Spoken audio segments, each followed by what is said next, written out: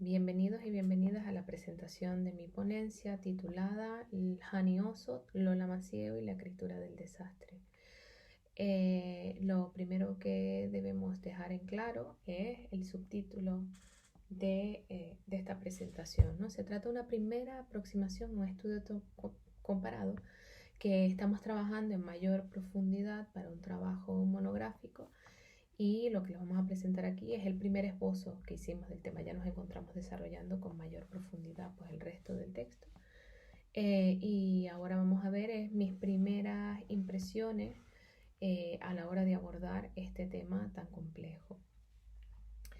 En este primer esbozo lo que vamos a ver es la conexión que encontramos entre el trabajo de la poeta Hani Ossoth con el de la artista plástica Lola Massieu y en su relación con el libro La escritura del desastre de Maurice Blanchot.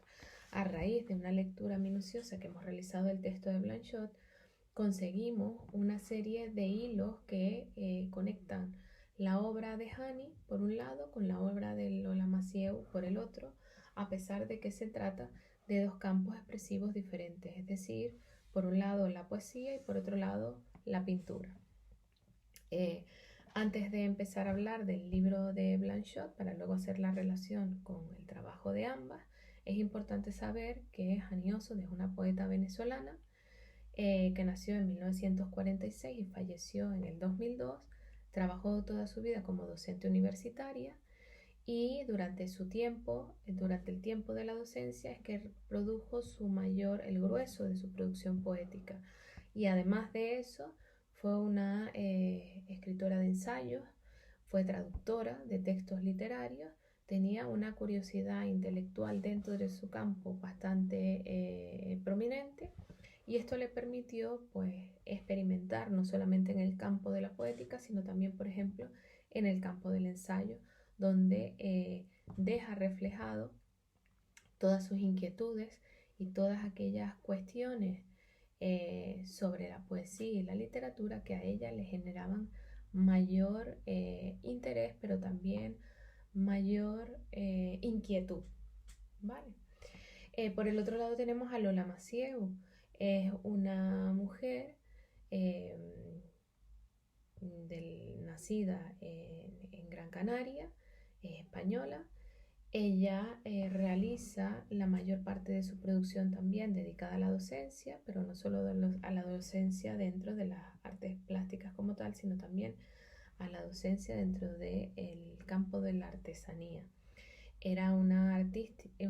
Fue una artista también con una inquietud mmm, bastante prolífera, porque se desarrolló en diferentes campos del área de la expresión plástica.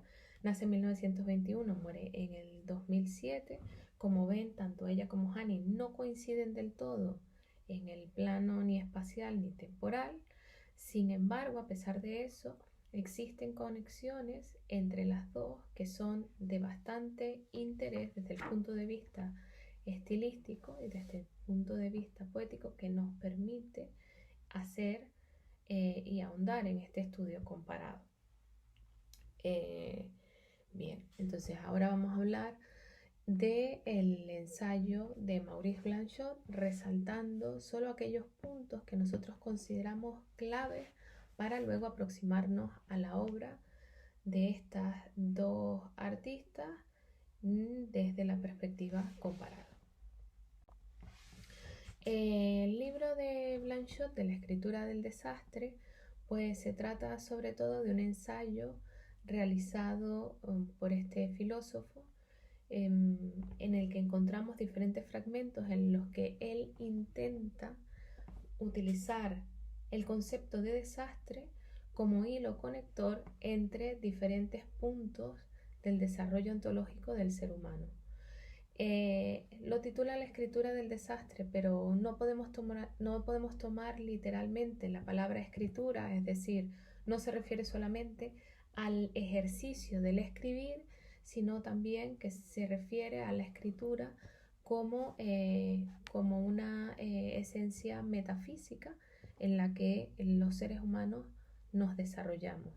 Se refiere a la escritura no solamente al habla o lo que nosotros entendemos dentro de los límites del lenguaje, sino la escritura como todo aquello que deja huella dentro del desarrollo existencial de las personas.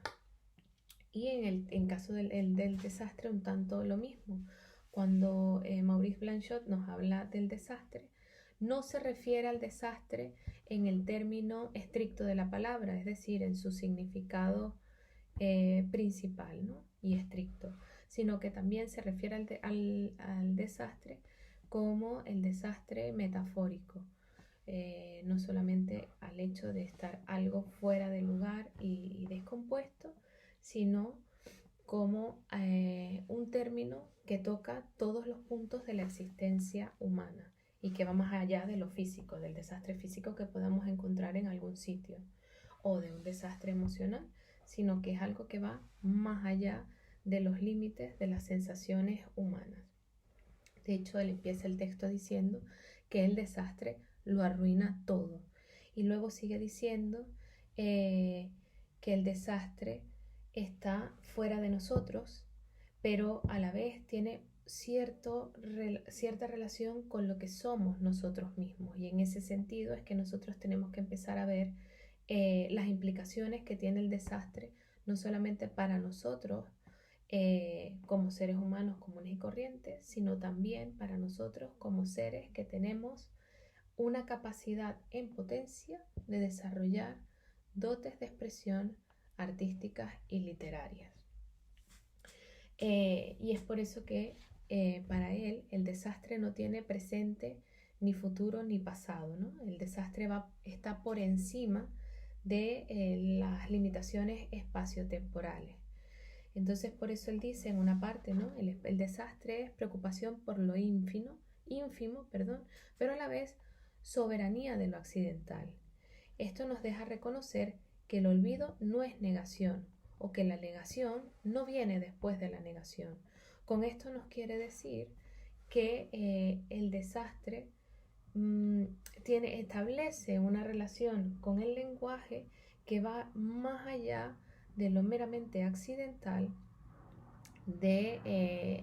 va más allá de la memoria y también va más allá de el propio lenguaje. De hecho, en un punto empieza a establecer las relaciones que se encuentran entre el desastre y el gesto de la escritura, ¿no? Y nos dice, escribir es un acto de ausencia, es decir, nosotros intentamos expresar o crear elementos como un poema, en el caso de Hani Oswald, que es uno de las personas que vamos a estudiar, o una obra, en el caso, porque también, como les dije, la escritura no lo podemos entender como algo literal, sino desde un punto de vista también metafórico. Podemos entender la escritura como huella, en el sentido de que puede ser cualquier cosa que deje un vestigio de algo, ¿no? Y entonces para él, esto de escribir por ausencia trata de dar o de evocar el hecho de que nosotros querramos dejar una huella de las cosas que nosotros intentamos comprender del mundo o de las que nosotros intentamos liberarnos del mundo, ¿no? De hecho dice, ¿no? Escribir, insisto, entendiendo aquí escribir como algo metafórico, ¿no? Obviamente no tiene importancia. Escribir no importa. Y a partir de eso se decide la relación con la escritura. Y aquí entonces establece esa relación de dominio-poder en la que nosotros debemos, para poder, como seres libres y pensantes, liberarnos de la tiranía de la escritura, ¿no? Como algo impositivo, liberarnos de ese dominio y de esa necesidad de poder por medio de la escritura para poder llegar a la libertad expresiva absoluta y comprender que la mejor manera de afrontar el acto de la escritura y el desastre que conlleva a nivel metafísico, ontológico, es asumiendo un rol de pasividad. Pero de nuevo, la pasividad otra vez entendida no como algo literal, es decir, no es el estarse quieto solo. La pasividad para él establece una relación también con lo otro, es decir, en el momento en el que yo me mantengo pasivo, tengo la posibilidad de percatarme de todo lo que está a mi alrededor y de ver las similitudes las diferencias que yo puedo establecer con lo otro entendido como otro ser, lo otro entendido como mi entorno, lo otro entendido como todo aquello que no forma parte de mi esencia, ¿no? Y en este sentido, pues él habla de la responsabilidad que acarrea la creación. La creación vista y entendida por Blanchot como un hecho traumático, un hecho que nos empuja, ¿no?, a enfrentarnos todo el tiempo, cada vez que se crea, con la noción de nacer, de surgir de nuevo. Porque Blanchot entiende cada acto creativo, el producir, cada elemento que se produce, lo entiende como un volver a nacer, ¿no? Un volver a enfrentarse con todas esas angustias y dudas existenciales con las que nos enfrentamos todos los seres humanos a lo largo de nuestra vida. Y en este sentido, pues para Blanchot, el desastre mantiene a raya el dominio por un lado y ejerce poder sobre lo imaginario, siempre y cuando se entienda lo imaginario como aquello que escapa del poder, ¿no? La repetición como no poder, es decir, el hecho de repetir una y otra vez el acto de creación artística como algo que no tiene nada que ver con el dominio y el poder. Asimismo, y en este sentido, ¿no?, el desastre es visto como un empuje, una necesidad a llevar a las personas a la plenitud, porque en el desastre se deshace la soledad, se rebasa cualquier pensamiento y se establece como una afirmación, una reafirmación interna y silenciosa que destroza todo lo exterior, al tiempo que nos invita a hacer una relación, una nueva relación con el otro, con todo aquello que no somos nosotros. Vale, y desde este punto de vista nosotros tenemos que apreciar la obra y el trabajo de Hani Ossot y de Lola Massieu.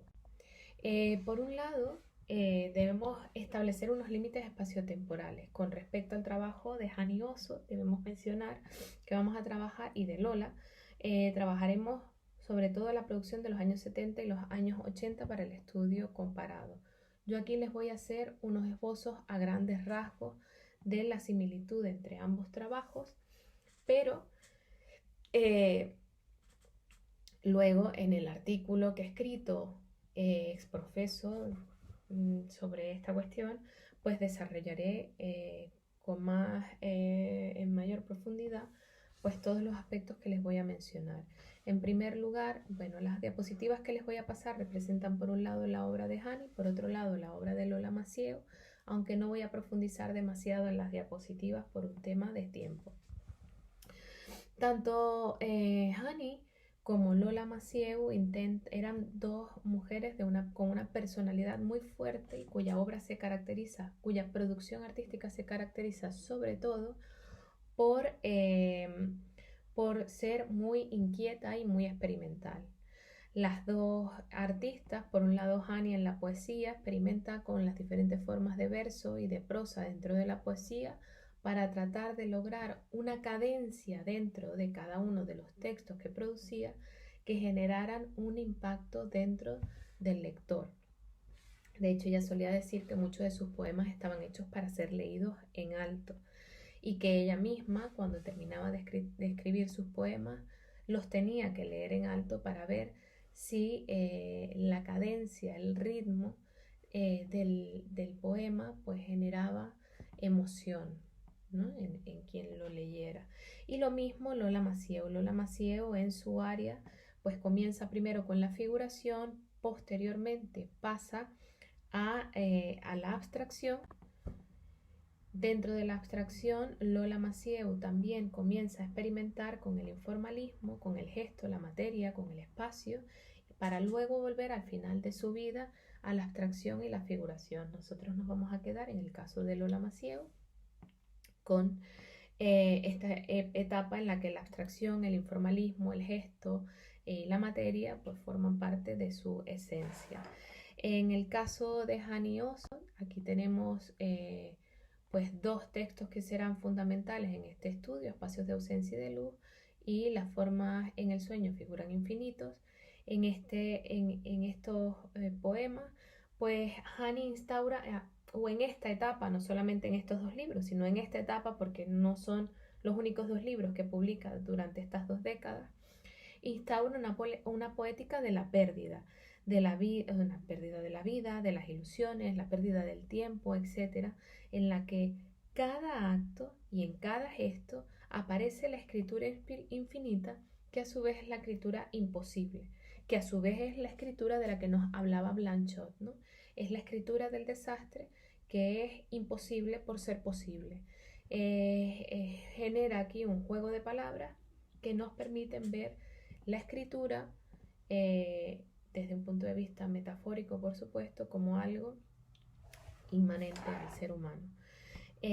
Asimismo, Hani afronta la poética y su existencia poética desde lo abstracto, en tanto que comienza a deshacer todo lo que la rodea dentro de sus poemas. Ella desdibuja su entorno, sus emociones, sus formas, lo otro y ella misma dentro de sus poemas, para poder dar pie a algo nuevo, ¿no? En ningún momento Hani se desorienta. Ella sabe a dónde quiere ir y se adentra, ¿no? Ella sabe a dónde quiere ir. Otra cosa es a dónde el poema la vaya a llevar. Ella no sabe qué encontrará, y entonces allí es cuando comienza ese no saber y esa poética del desastre de la que nos habla Blanchot. Y en este juego de desplazamiento entra lo otro como lo propio, y entonces allí se desconstruye toda la esencia del poema que quiere construir Hani y que constituye la esencia a su vez de lo que Blanchot considera la escritura del desastre. En este sentido, este último fragmento, ¿no? El del juego del desplazamiento, lo he citado de Humberto González, que es uno de un filósofo que se ha dedicado también al estudio de la obra de Hani Oson. Con respecto a Lola Maciel, pues es importante tener en cuenta que su estilo personal muestra sus gustos y su postura, ¿no? Ante el mundo, ante la sociedad, ante el hecho artístico. Siempre se estuvo interrogando sobre la importancia de la materia y de la forma dentro del espacio que le permitía el lienzo, y cómo poder reflejar su interioridad por medio de las formas. Y de allí es que por eso, a través de esta indagación sobre ella misma, de este ir al fondo de su ser, es que ella llega a desdibujar las figuras y se sumerge en la abstracción. De hecho, ella decía que este paso que ella había dado de la figuración a la abstracción era en realidad un paso que había dado en favor del mundo de la imaginación, porque dentro del mundo de la imaginación es donde los artistas y los poetas encuentran su verdadera esencia y encuentran esa vinculación con la escritura del desastre a la que nos invitaba Maurice Blanchot. Muchas gracias por la atención prestada.